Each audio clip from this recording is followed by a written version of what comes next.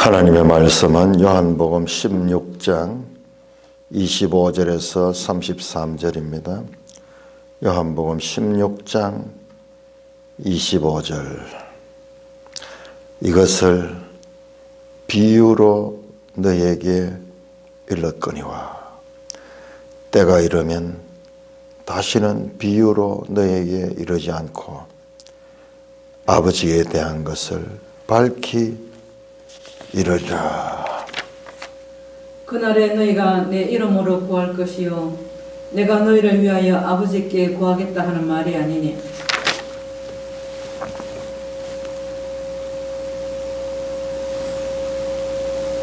이는 너희가 나를 사랑하고 또 내가 하나님께로부터 온 줄 믿었으므로 아버지께서 친히 너희를 사랑하심이라. 내가 아버지에게서 나와 세상에 왔고 다시 세상을 떠나 아버지께로 가노라 하시니 제자들이 말하되 지금은 밝히 말씀하시고 아무 비유도 하지 아니하시니 우리가 지금에야 주께서 모든 것을 하시고 또 사람의 물음을 기다리시지 않는 줄 아나이다. 이로써 하나님께로부터 나오심을 우리가 믿사옵나이다. 예수께서 대답하시되 이제는 너희가 믿느냐.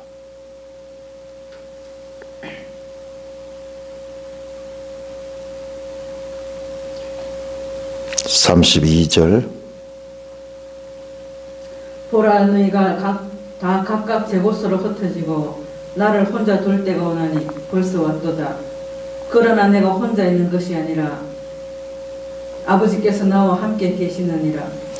이것을 너희에게 이르는 것은 너희로 내 안에서 평안을 누리게 하려 함이라. 세상에서는 너희가 환난을 당하나 담대하라. 내가 세상을 이겼노라. 하나님 은혜를 감사합니다. 이 말씀이 구체적으로 무엇을 가리키는지 밝히 이르러 주시니 감사합니다. 예수님 이름으로 감사하며 기도드리옵나이다. 아멘.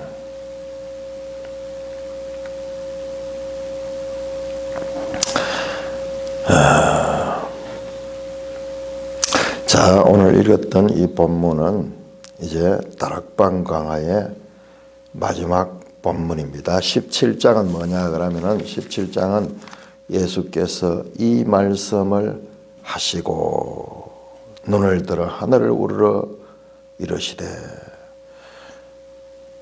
이 말씀을 마친 후에 이제 예수님이 하나님께 기도하는 내용이 나옵니다. 그래서 다락방 강화는 여기서 끝이 나고 17장은 계속 이어지는 예수님의 말씀이지만 예수님의 기도입니다. 자, 오늘 이 내용들을 이제 우리가 이제 마지막 다락방 강화의 마지막 부분을 보면서 저는 이번에 얼마나 큰 은혜를 받은지 몰라요.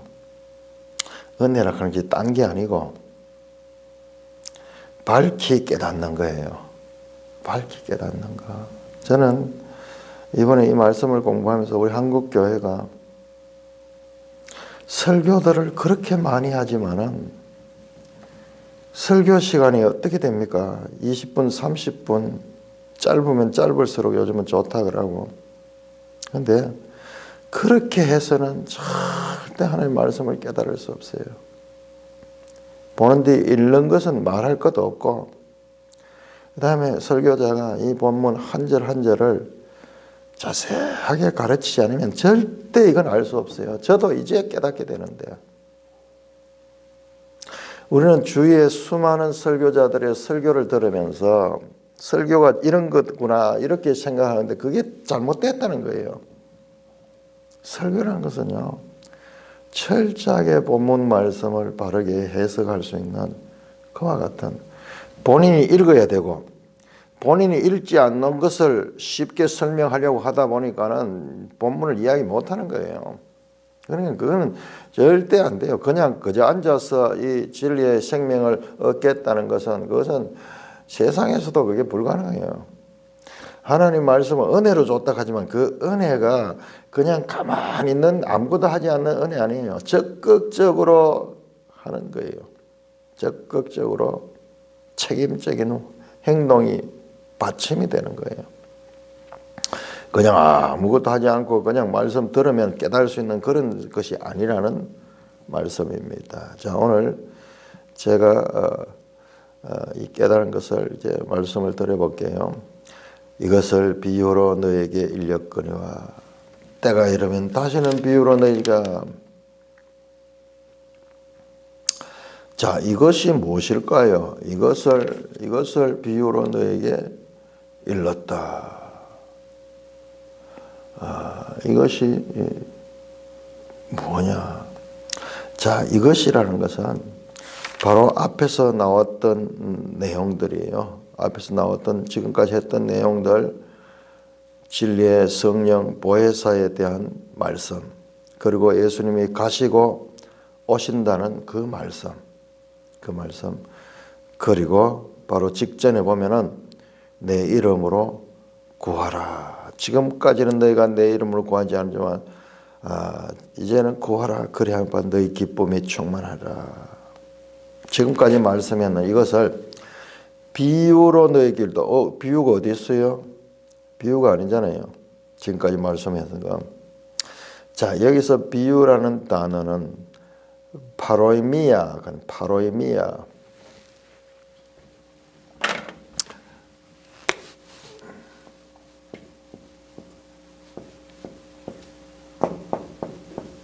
파로이미아. 우리 보통 비유 그러면은 우리 이 영어로서는 parable 그러는데 그거하고 단어가 좀 달라요. 파로이미아 이것은 격언, 비유, 무슨 속담 뭐 이런 식의 의미가 있어요. 그래서 킹 제임스 성경은 잠언이라고 표현해서 잠언, proverb, 잠언이라고 표현하겠는데, 이 ESV 영어 성경에는 이것을 이렇게 했어요.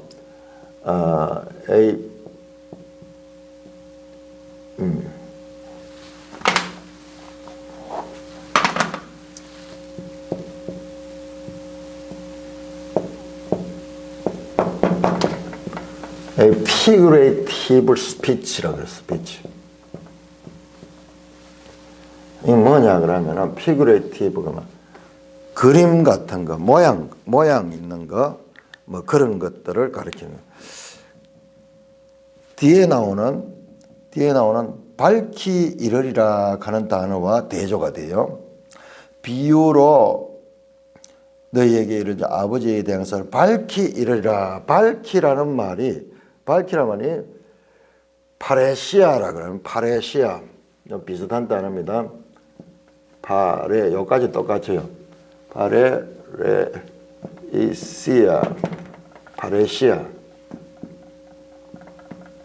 그러니까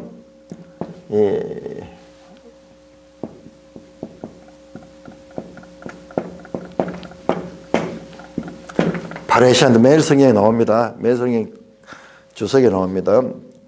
25절에 나오는 밝히라 번역된 단어 헬라어 파레시아는 담대히로 번역할 수 있다. 이건 담대히라고도 번역할 수 있고, 솔직히 제가 봤을 때 가장 적당한 것은 요거예요. 명백히.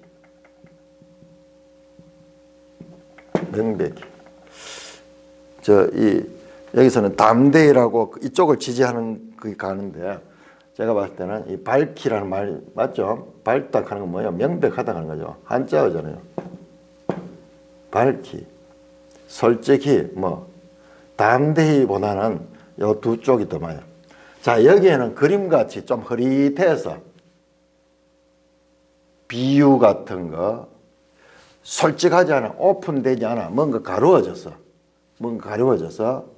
그림 같은 거야. 그러니까 이거는 명확한 거야. 명확한 거. 자, 이것을 비유로 너에게 일렀거니와, 지금까지 말씀한 거 이 총정리입니다. 이제 마지막 결론이에요.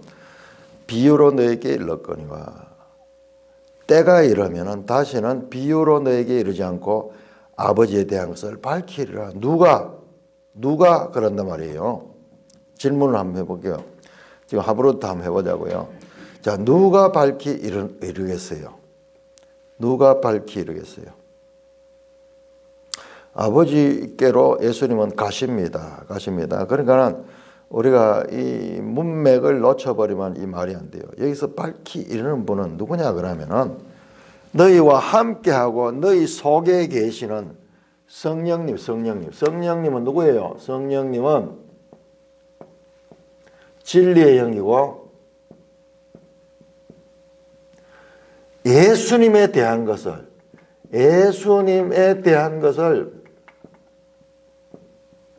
가르치잖아요. 알게 하시는 분이야. 알게 하신다. 자, 다시 16장 13절부터 한번 돌아가 봅니다. 16장 13절 아주 중요해요.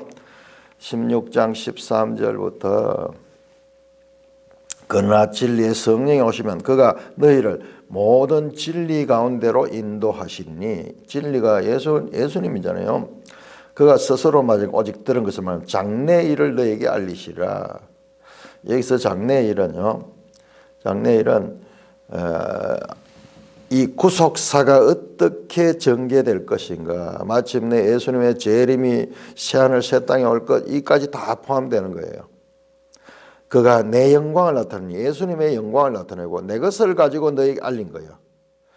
그러니까는 그는 누구냐? 15절에 내 것을 가지고 너에게 알리시는 분이요.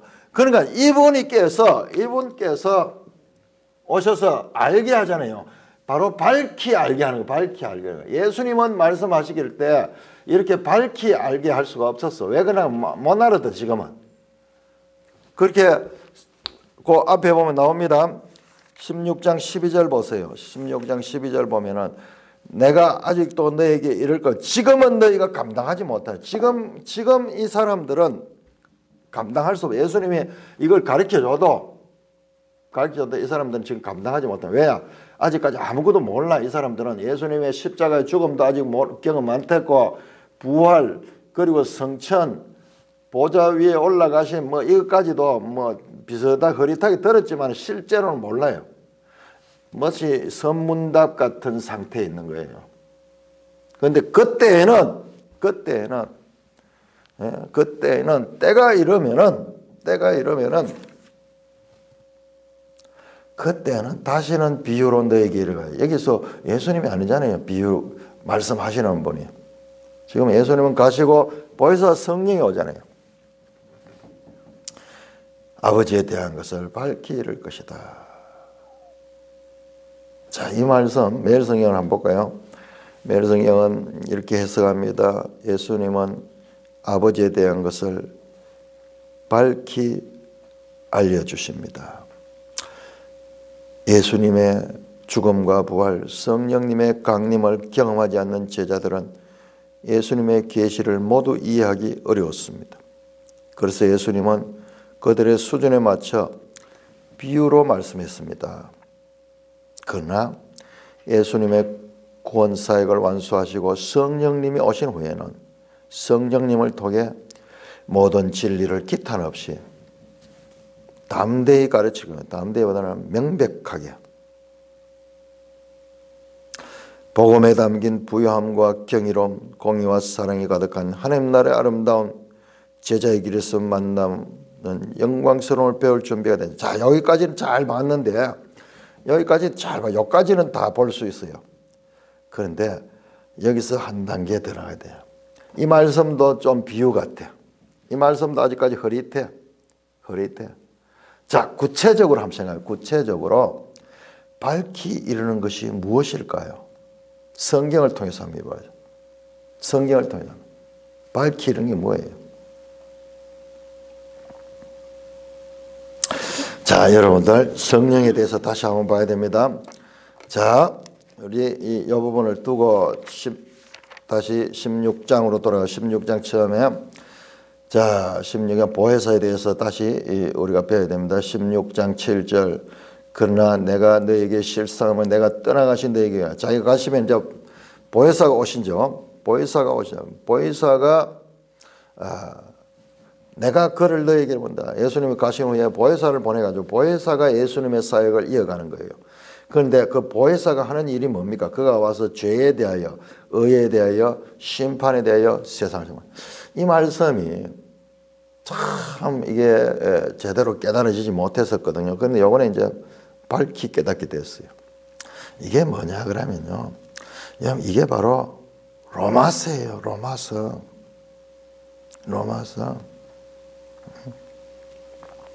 죄에 대하여라면 그들이 나를 믿지 않으며 의에 대해서는 내가 아버지의 거니.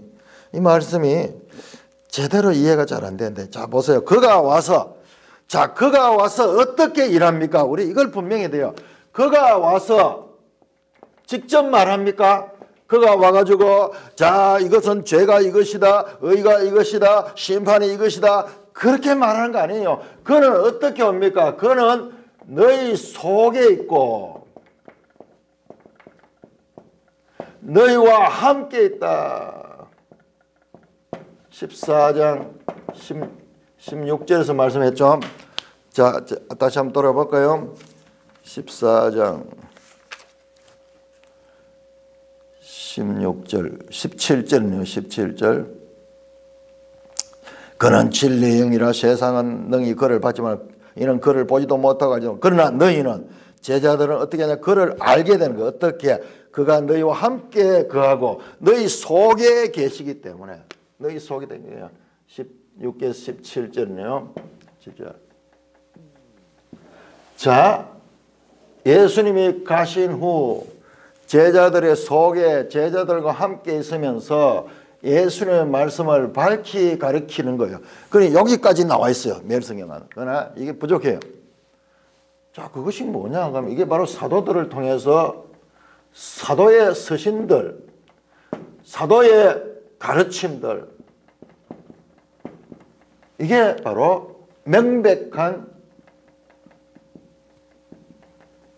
가르침이에요. 어떻게 성령께서 사도들과 함께 하셔서 그들을 통해서 가르치는 거나 이게 바로 신약 성경의 바울 서신, 베드로 서신, 일반 서신 그리고 요한계시록 이 모든 것들이 그 책들이에요. 그래서 보세요. 로마서에서 어떻게 합니까? 바울이 와서 로마서 죄가 무엇인가? 로마서 1에서 7장이 바로 죄를 가리킵니다. 죄를 가리켜. 죄가 뭔지 몰랐는 거예요. 아무도 몰랐는 거예요. 근본적으로 죄가 뭐냐? 죄는 하나님과의 관계의 단절이고 그 때문에 다 죄의 삭선 사망이 되었고 그러므로 말미암아서 우리 속에는 죄가 내조하고 있기 때문에 우리는 이 죄로부터다. 그래서 이 죄를 이기기 위해서 율법을 가지고 쓰지만 오히려 율법이 드러나면 드러날수록 죄가 더 드러나게 됐다. 이거는요. 우리는 구약 성경에 그냥 이렇게 나열된 이것이 사도 바울이 이것을 해석해내는 거예요. 이것을 전체를 다. 그러니까 사도 바울을 통해서 성령께서 말씀하시는 거예요. 밝히 이르는 거예요. 그 다음에 의에 대해서도 여기 나옵니다. 죄와 의는 서로 대조되거든요. 의는 없나니 하나도 없으며 다 잘못되어 죄가 되었다. 온 세상은 죄로 가득 차 있는 거예요. 의는 바로 예수 그리스도 한 분밖에 없어요. 그게 바로 8장. 생명의 성령의 법이 죄와 사망의 법에서 너희를 구하여냈다. 구해내다.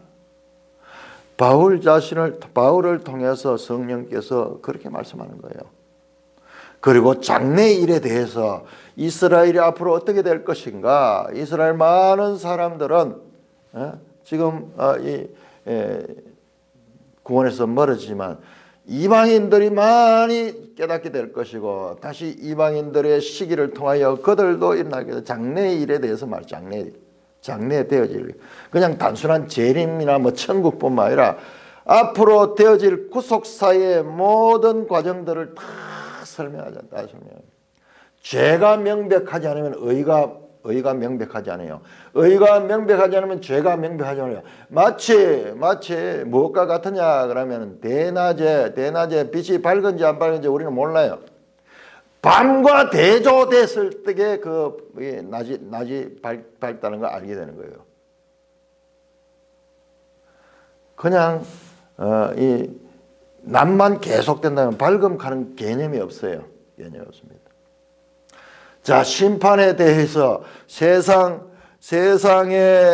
이 세상이 심판에 대해서 이 세상 임금이 심판을 받았다.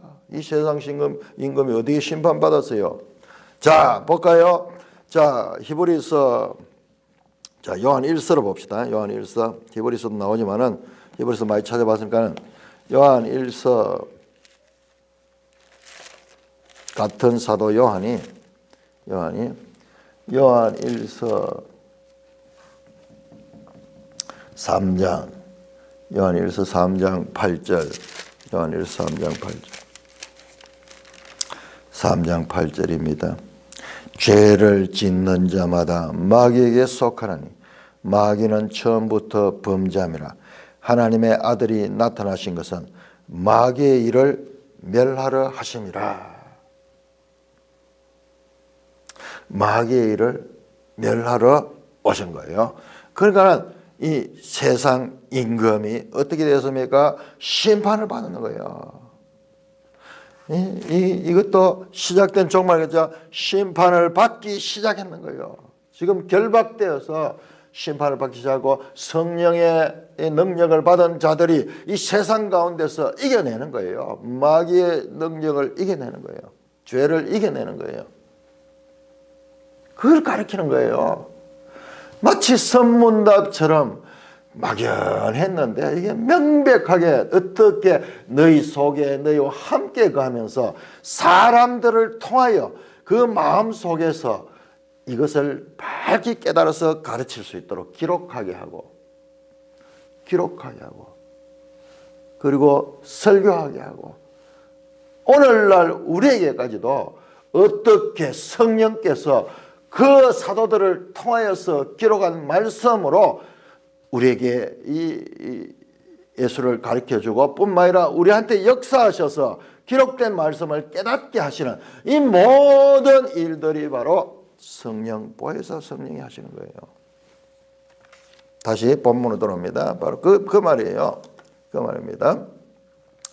자, 내가 너에게 네가 아버지에게 대한 것을 밝히 이르라. 밝히 이르죠. 명백하게 이른다 그랬죠. 담대히 이른다. 솔직히 이른다 그랬죠. 자, 한번 보세요. 자, 복음서와 서신서를 한번 비교해 보라고요. 사도행전은 역사니까는 그냥 역사를 빼버리고, 자, 로마서부터 이 유다서까지 서신서를 한번 보라고요. 서신서가 뭐냐?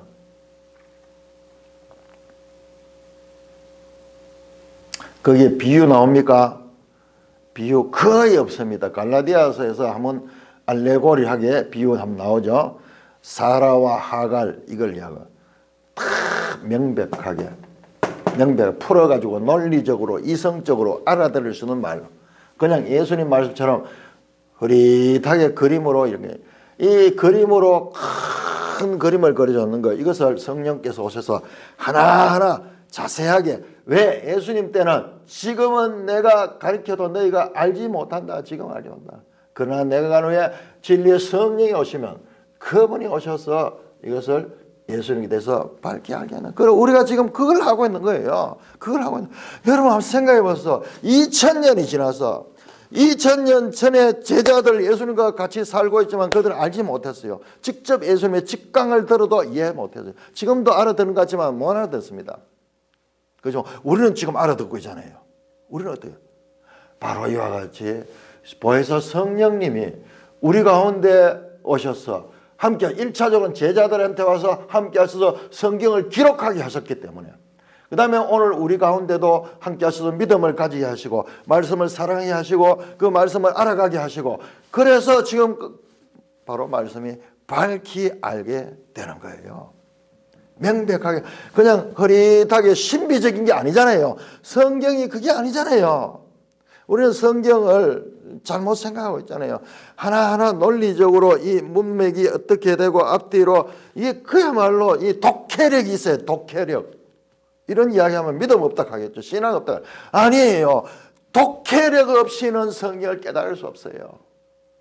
그 역할을 우리 가운데 그와 같은 마음을 주시고 깨닫게 하시고 계속 알아가게 하시면서 바로 힘있게 영적 근육을 가지고 이것이 그러한가 날마다 말씀을 묵상하는, 그래서 독해력이 기록된 말씀이 앞뒤 문맥을 통하여 책과 책의 관계를 통하여 명백하게 깨달아지게 하는 것이 바로 성령 하나님이 하시는 것이고, 지금 그 말씀을 하는 거예요. 때가 이러면 언제? 성령이 오신 후에, 보혜사 성령이 오신 후에. 명백한 성경적 증거를 대보겠습니다. 자, 누가복음 24장. 깨닫지 못하면 말씀을 갖고 계속 사모하면서 그 언저리를 돌고 돌다 보면은 흐릿하게 뭐가 잡혀요. 그러니까 적극적으로 알고자 하는 그와 같은 그 이 마음이 있어야 돼요. 그런데 이것이 성령이 주신 말씀에 이것이 바른 해석인가 어떻게 깨닫게 되느냐? 우리 이 앞선 연구자들 가운데 딱 같은 그런 생각을 가진 분들이 있어요. 그걸 보면 딱 잡으면 확신하게 돼요. 자, 24장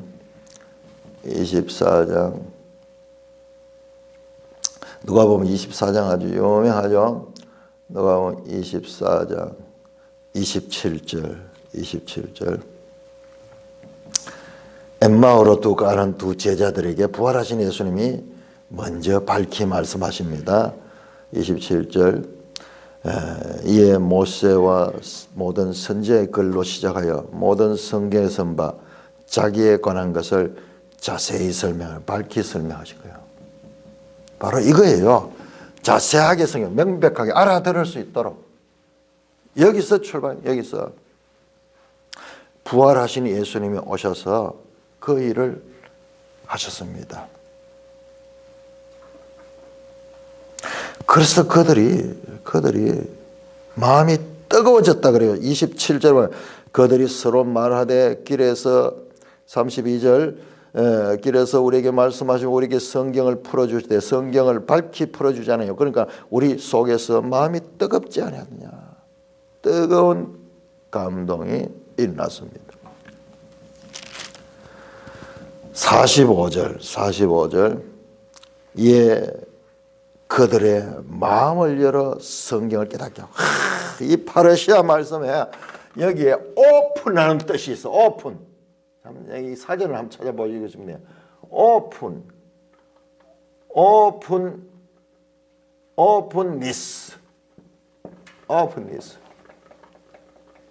열다. 닫혀 있는 것, 흐릿하게 있는 것, 딱 열어내는 거예요. 이렇게 정확할 수 있는지 모르겠어요. 마음을 열어 어떻게 성경을 밝히 알게 하시잖아요. 밝히 알게 하잖아요. 사도행전 2장 볼까요? 사도행전 2장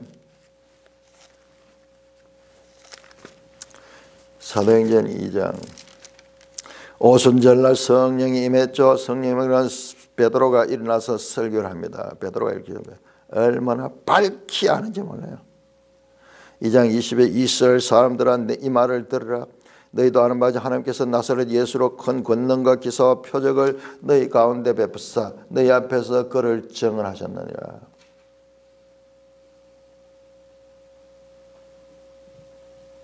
그가 하나님께서 정하신 뜻과 미리 하신 바 내어줄 거니 너희가 법 없는 자의 손을 빌어 못 박으시니 하나님이 그를 사망의 곳에 살렸었더라. 그러면서 이 예수 사건을 밝히 알아들을 수 있도록 설교를 합니다. 밝히 알아서.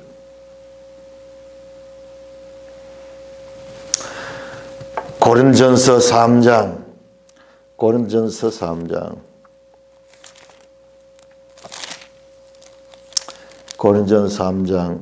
12절. 고린전서 3장 12절입니다. 만일 누구든지 3장 18절. 고린도 후서 3장 한번 볼까요?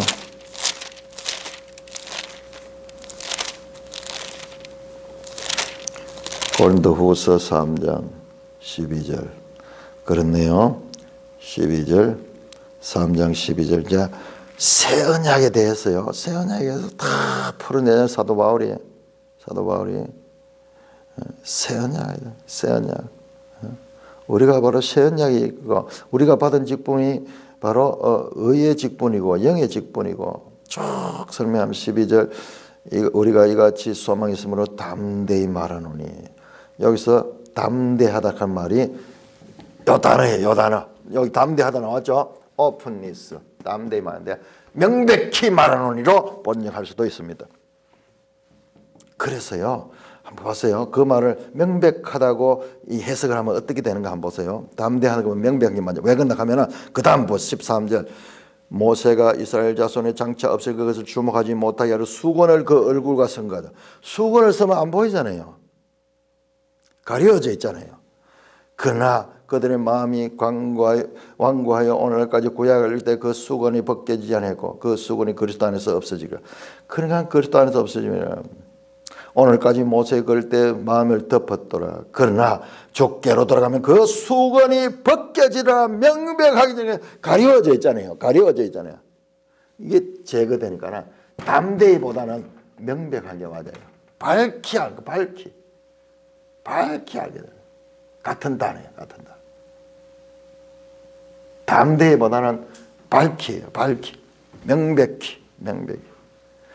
그래서 여러분 새 언약이 우리가 구약 성경 아무리 알아도 바울이 와서 여기서 정확하게 이것이 그걸 가리킨다는 것을 확인시켜 주지 아니하면 확신 가질 수 없어.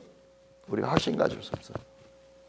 바울은 이 말씀을 어디 가져옵니까? 바로 예수님의 새 언약을 통하여서 말씀합니다. 이 구약 성경에 나왔던 여기저기 흩어져 있던 그림 같은 그와 같은 말씀들 우리가 통독을 하면서 자꾸 여기저기를 많이 봐놔라 하는 게 나중에 하면 이 작업을 해야 되기 때문에 이 말씀과 이 말씀들이 이렇게 연결해서 이것을 뜻을 내는 거야. 밝히 가르쳐 주는 거예요.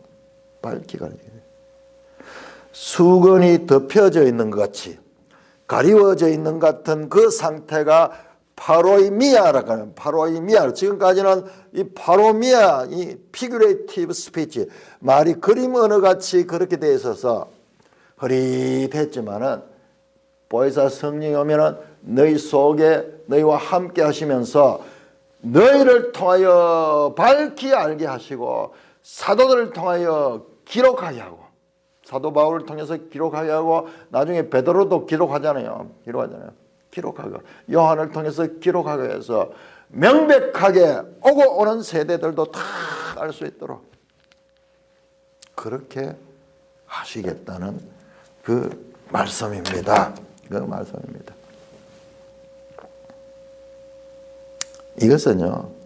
이것을 이렇게까지 연결시키는 것은 정말 이거는 높은 단계예요. 이게 보이기 시작해요. 그러니까 우리가 말씀을 계속 읽고 또 읽으면은 이 지금 요한복음 다락방 강화가 성문답 같은 이야기 아니고 밝히 알 수 있는 논리적이고 아주 체계적인 말씀으로 되어 있다. 했던 말도 하고 했던 말도 하고 했던 말도 하는 것 같지만은 그게 아니고 너무너무 중요한, 아직까지도 이렇게 2000년 교회 동안 이 부분에 가면은 혼란에 빠지는 그런 상태가 아니고 밝히 깨닫게 되는 그와 같은 말씀입니다. 자, 때가 이러면 여기서 때는 바로 성령이 오실 때예요. 이 때를 대해서 잘 봐야 돼요. 때가 이러면 갈 때, 때는 십자가에 죽으실 때를 가리킬 때도 있고, 지금 여기서 성령이 오실 때, 그러니까 제가 계속 이야기하잖아요. 예수님의 십자가 초림과 초림하신 공생애, 십자가 죽음, 그리고 부활, 성천, 보좌 우편. 자, 보좌 우편에서 아버지와 함께해서 성령을 보내죠. 성령 강림. 자, 이것이 다 연결되어 있다. 그래서 이것을 시리즈로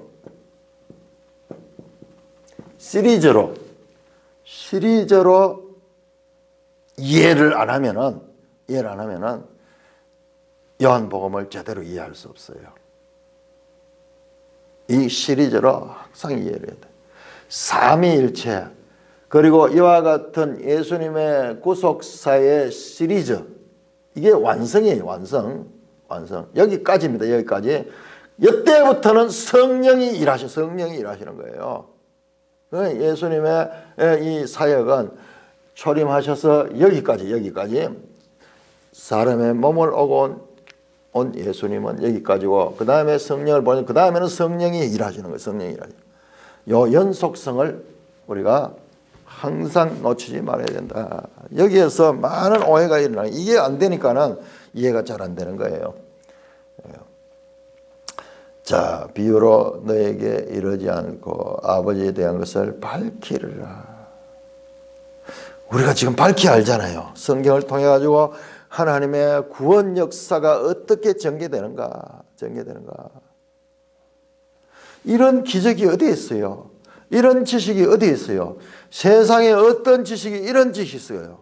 하나님이 창조하시고 그 다음에 구원 역사를 이루어가면서 이스라엘을 선택하시고, 그럼에도 불구하고 그들이 이스라엘을 멸망케 하시고, 그런 다음에 아버지 하나님께서 새 언약을 주시고 예수 그리스도를 보내시며, 그래서 교회 시대를 여시고 장차 예수님께서 재림하실 것이며 새하늘 새 땅이 도래할 것이며, 그래서 영원한 생명으로 다하게 될 이와 같은 모든 것, 아버지의 구속사의 플랜을 알 수 있는 자가 세상에 누가 있어요? 우리는 상식적으로 아는 거예요. 어떻게? 성령 하나님을 통하여서. 성령 하나님이 성경을 기록하게 하시고 사도를 통하여 기록하게 하시고, 또 계속 이어지는 세대의 마음 가운데 역사하셔서 기록된 말씀을 깨닫게 하시고, 때로는요 이 기록된 말씀에서 떠나가는 그러나 끊임없이 그 가운데서 말씀을 깨닫게 하시고 오늘날은 얼마나 더 많이 발전해서 여러 이 언어로서 번역을 통해 가지고 확인할 수 있는, 오히려 오늘날은 가장 잘 깨달을 수 있는 그와 같은 시대를 우리에게 허락해 주신 거예요. 참 우리가 이 세상을 보면 세상이 계속 발전하잖아요. 얼마나 자동차도 얼마나 발전합니까? 과거에 자동차에 이 후미에서 잘 안 보이게 사각지대가 있어가지고 차 사고가 많이 났는데, 지금은 또 뒤를 볼 수 있는 그런 화면을 탁 해가지고 사고가 나지 않도록 또 소리가 나고 이렇게 하잖아요. 계속 발전하잖아요. 그런데 성경을 깨닫는 거는요 그렇지 않아요. 보면은 우리 앞선 시대에 이걸 깨달은 분들이 계세요. 지금 오히려 더 둔감한 것도 많이 있어요. 그러니까 이 말씀에 대한 깨달음은 우리의 책임지고로, 그냥 앞 시대가 깨달았다 그냥 쉽게 깨달아지는 게 아니에요. 우리가 또 그와 같이 동일한 노력을 하고 그분들이 깨달은 것을 또 더 위에 더 넓게도 볼 수 있겠지만은, 그러나 많은 경우 이것은 오히려 퇴보하는 경우도 많다.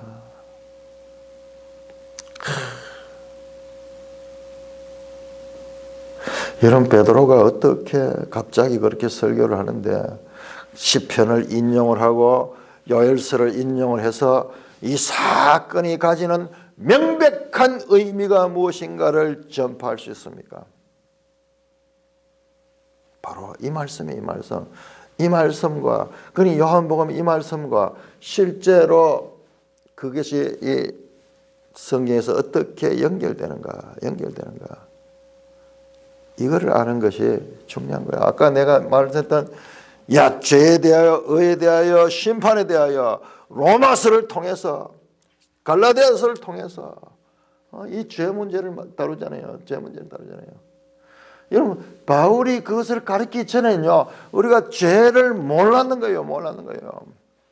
법을 어기는 것이 죄라 이 정도로 알고 있었지, 근본적으로 죄가 무엇인가를 그렇게 논리적으로 설명할 수 있는 사람은 없어요. 이 세상에 아무도 없어요.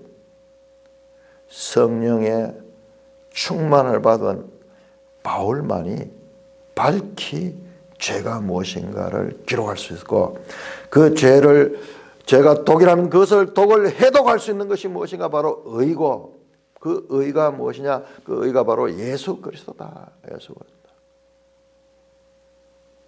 그 예수 그리스도 오늘날은 생명의 성령으로 가서 바로 이와 같은 생명의 역사를 하고 있다. 이 로마서예요. 왜 로마서가 사도행전 다음에 쫙 나오는가? 모든 서신서 가운데 제가 앞에 나오는데 이것도 영감을 받은 배치예요. 지금 이 요한복음이 사도행전과 누가복음 사이에 왜 있는가 이유를 알겠잖아요. 지금 사도행전은 전부 이 이야기예요. 이야기. 사도행전 이후로는 전부 이 이야기예요. 보혜사 성령이 와서 밝히 가르쳐주는 그 내용이 전부 성경이에요. 성경. 논리적으로도 맞아요. 논리적으로도. 왜 그렇습니까? 논리적으로도 맞습니다. 그 왜 그래요?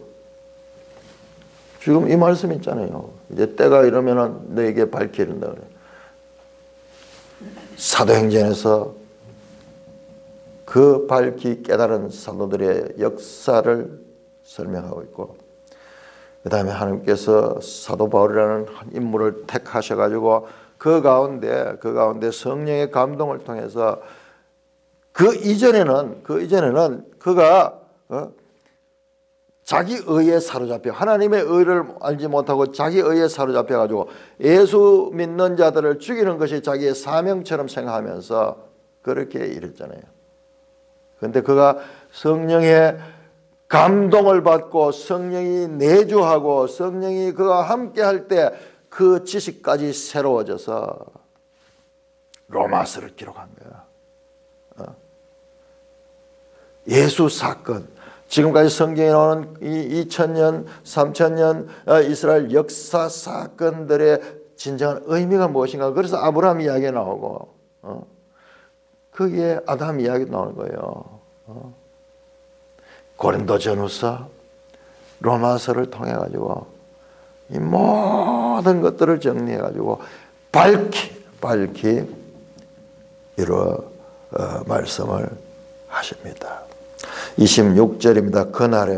그날에 너희가 내 이름으로 구할 것이요 내가 이를 위하여 아버지께 구하겠다는 말이 아니니. 이 말씀도 한번 생각해 보세요. 그날과 때가 이르면이 이어집니다.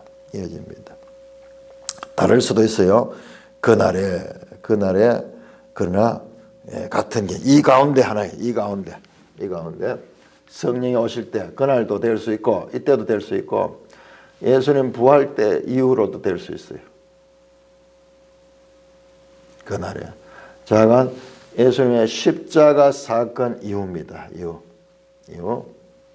그러니까 이게 전부 다 이 부활부터 시작해가지고는 부활은 여기 땅에서 이루어지지만은 신비죠. 신비죠. 그 다음에 이건 하늘에서 하는 일들이고, 이제 성령이 이제 내려오시게 되는 거죠. 자, 보세요. 이것도 계속 나오죠. 아버지께 내 이름으로 구할 것이다. 14장, 13절, 15장, 16절, 16장, 25절입니까? 여기 나오네요. 26절. 내 이름으로 구한다. 그 날에. 확인해 볼까? 이 이야기 얼마나 반복되어 나오는가? 14장 13절. 14장 13절. 14장 13절. 너희가 내 이름으로 무엇을 구하든지 내가 행할 것이다. 14절도 내 이름으로 무엇이든지 구하면 내가 행하리라. 행하리라. 벌써 성령 이야기가 나오고, 그와 더불어서 계속 내 이름으로 구하는 그 이야기가 나옵니다. 내 이름으로 구한 이야기. 26절, 14장 26절, 14장 26절. 보혜사 내 아버지 내 이름으로 보내실 성령, 그 이름으로 보내실 성령이 나오고, 그 다음에 15장 16절, 15장 16절.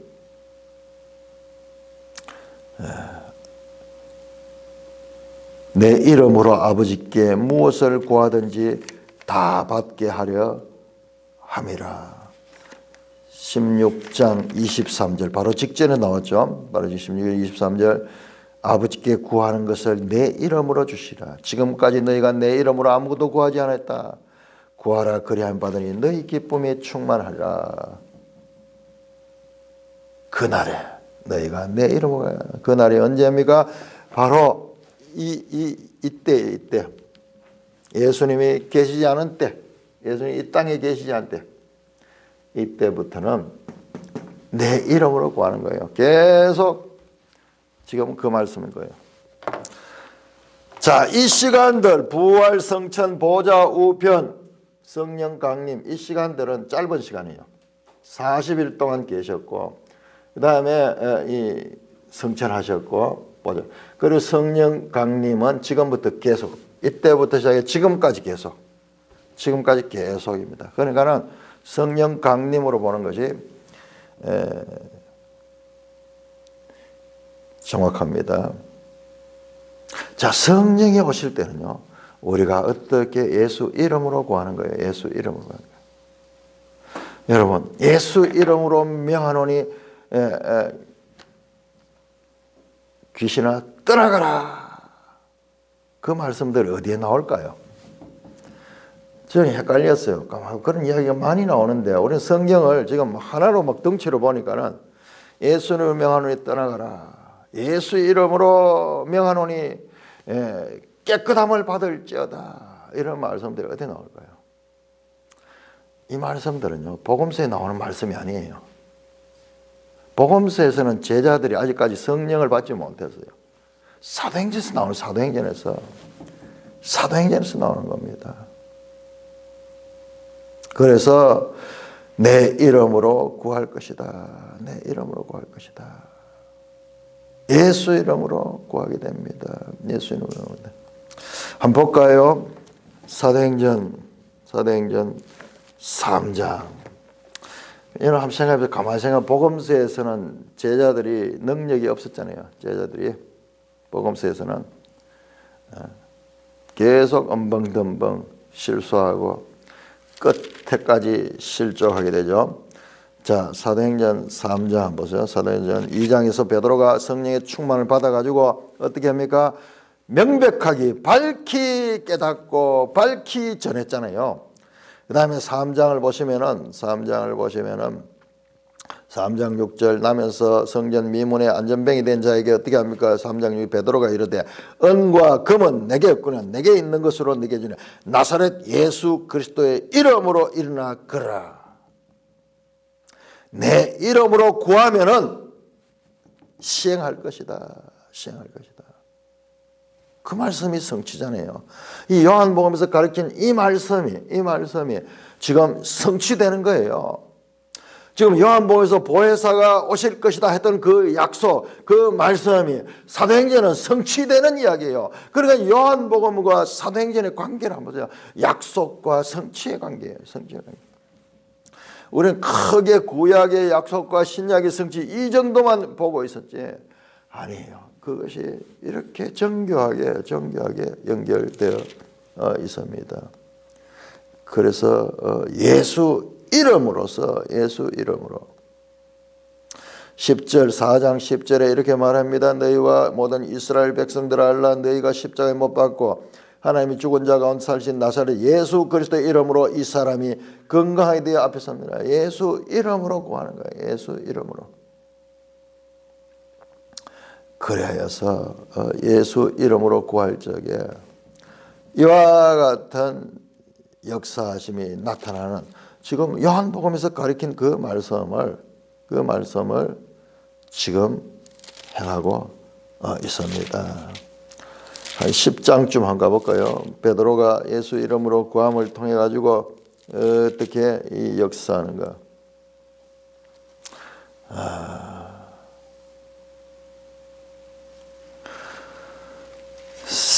9장 36절 요바에 다비다라는 여자가 있어요.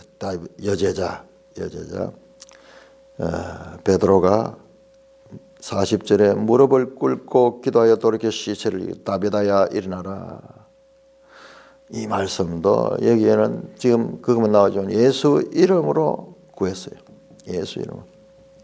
오늘날 우리가 예수 이름으로 기도하는 것도 바로 이 말씀 때문으로 우리가 하고 있는 겁니다. 늘 입에 달고 예수 이름으로 그 이야기를 하는데 그 기원을 지금 여기에서 발견하게 되는 것입니다. 내가 너희를 왜 아버지 구했던 말이 아니라 지금까지는 예수님이 기도하셨죠.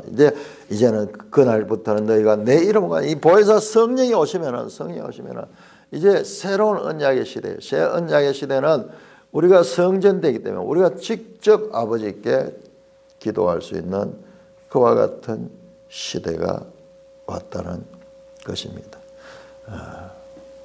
27절 이는 너희가 나를 사랑하고 또 내가 하나님께로 온 줄 믿었으므로 하나님께서 친히 너희를 사랑하심이라.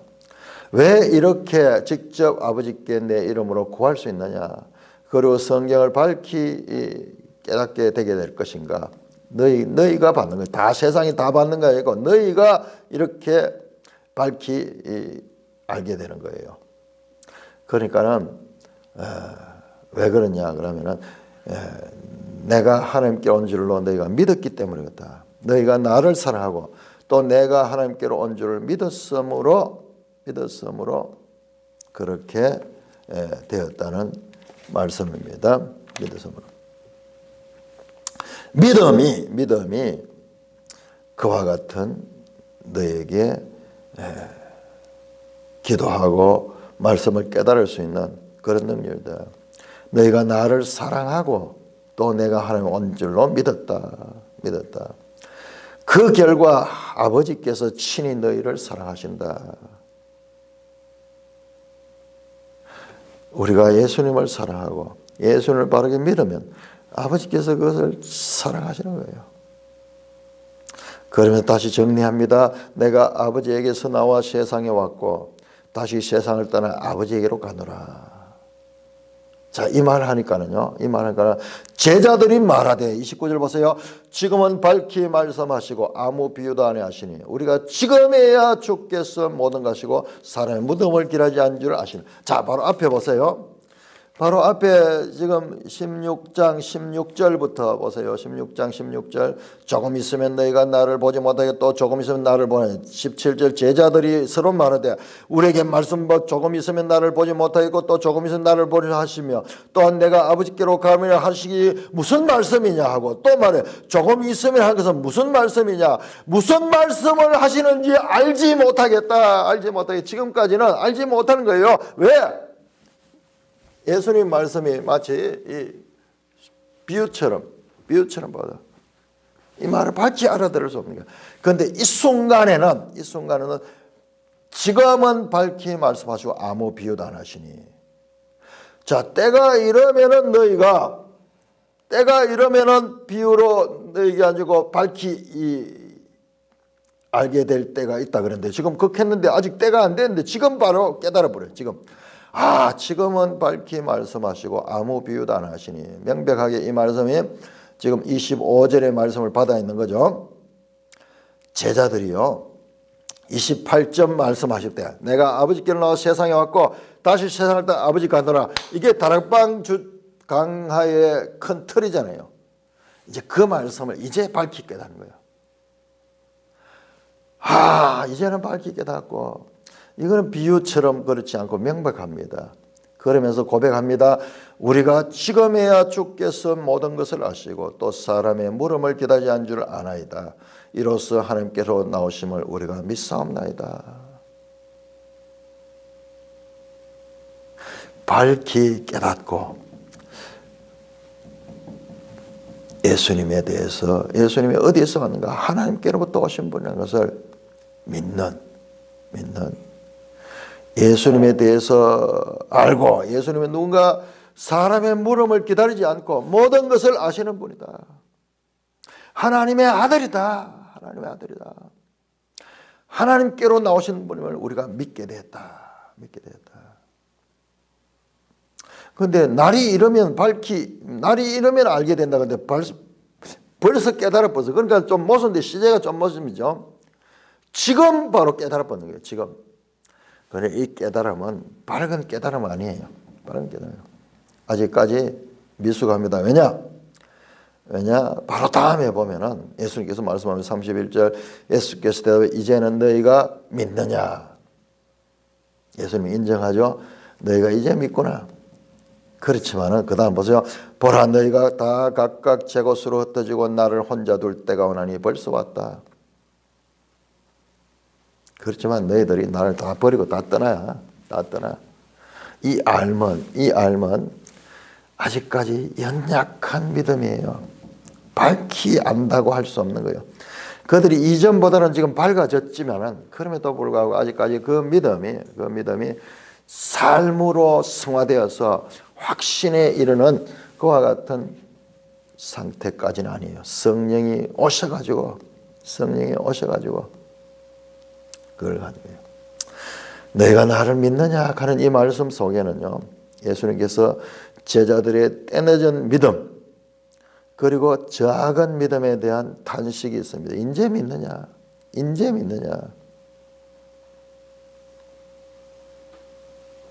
그렇지만 그 믿음도 연약한 거야.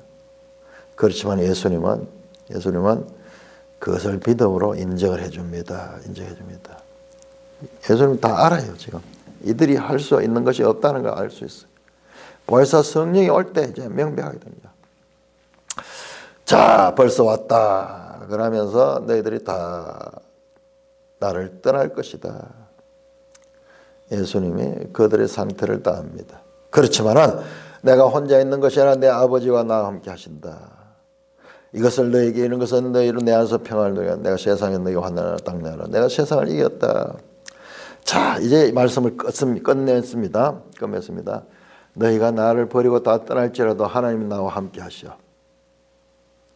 자, 이것을 지금 너에게 말하는 것은 지금까지 말하는 전체입니다. 이것은 이 지금까지 말한 전체를 포함합니다. 너에게 있는 것은 너희로 내 안에서 평안을 누리게 함이라. 지금 곧 환난이 임하고 너희들이 핍박을 당하게 될 것이지만, 그러나 너희가 평안을 누리게 된다. 왜? 세상에서 너희가 환난을 당하지만 담대하라. 내가 세상을 이겼다. 예수님께서 세상을 이기시기 때문에 담대하게 환난을 이길 수 있다. 그리고 너희는 어떤 환경의 변화와도 평안함을 누릴 수 있다. 자, 이 말씀을 시작이 어떻게 했습니까? 너희는 근심하지 마라. 하나님을 믿으니 또 나를 믿어라. 14장 1절 다시 돌아봅시다. 이렇게 시작이 된 말씀입니다. 14장 1절. 너희는 마음에 근심하지 말라. 하나님을 믿으니 또 나를 믿어라. 그러면서 근심하고 불안하고 믿음 없던 데서 출발한 이 말씀의 끝은 이제 작은 믿음이면 이제는 너희가 나를 믿느냐. 그리고 그들이 고백합니다. 우리가 믿사옵나이다. 30절에 그리고 믿는데 어떻게 예수님이 하나님께서 나오신 분이다. 그리고 담대하라. 담대하라.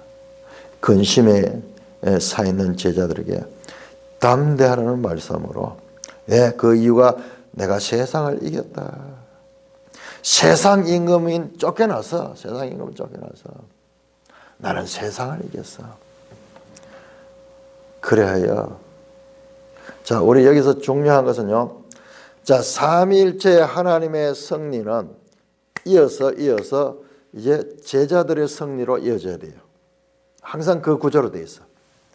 아버지와 아들과 성령이 하나 된 것처럼 너희도 서로 사랑하고 하나가 되어야 될 것이며 아버지가 나를 보내고 나와 아버지가 성령을 보낸 것처럼 나도 너희를 보낸다. 제자들도 보냅니다. 아포스텔로. 단순한 하나님의 일뿐만 아니라 이제 사도들에게도 이어지는 하늘과 땅의 연속 이와 같은 내용이 바로 이런 구조에서 나타납니다.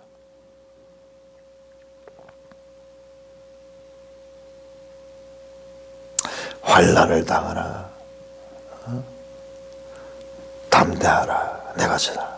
그래서 사도행전에 보면은 많은 환난이 있지만 이들이 담대하죠. 물러나지 않죠.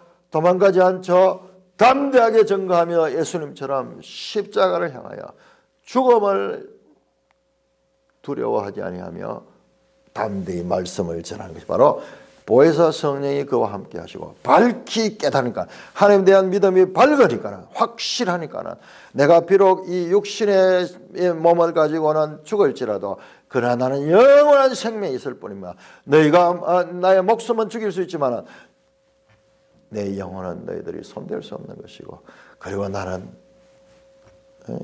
영원한 생명이 있고 그리고 그 나라는 이 세상 나라와 비교할 수 없는 영광스러운 나라이기 때문에 마치 출산을 앞두고 고통하는 그 여자가 그러나 그 고통을 이겨낼 수 있는 것, 그 출산했을 때의 그 기쁨이 능히 그 출산의 고통을 두려워하지 않게 하듯이 이와 같은 놀라운 생명의 역사에 대한 것을 밝히 알므로 말미암아 그와 같은 삶을 살아낼 수 있다는 것을 가르쳐주면서 먼저 예수님께서 이겼다. 이제 이것이 믿음이다. 그렇게 말씀하면서 다락방 강화를 끝맺고 있는 것입니다. 찬송가 349장입니다.